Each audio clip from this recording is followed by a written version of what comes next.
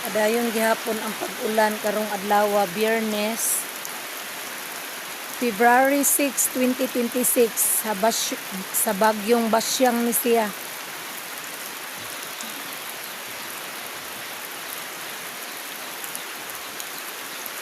Nalipay ta kay nakainom na tanan ang mga tanom, tanan nga mga tanom, nakainom na sa ulan. Pero sa ubang mga barangay karon luoy kaayo. Nag-agwanta sa bagyong Basyang. Nag-antos. Luoy kaayo kay gipang guba ng mga balay ug nagbaha.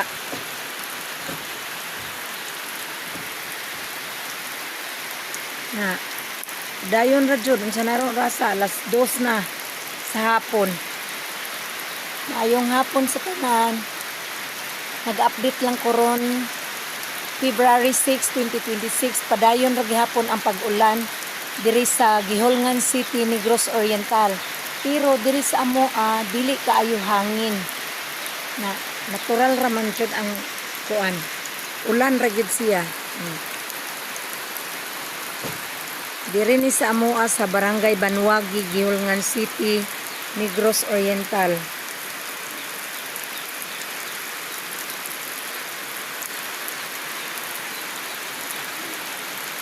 Sige na lang may gama og bayong kay kuan man diha na malaman mi sa sulod sa balay kay mag safety rata nang mag-amping ang tanan.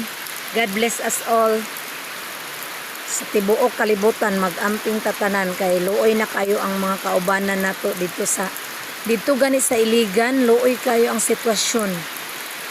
Thank you.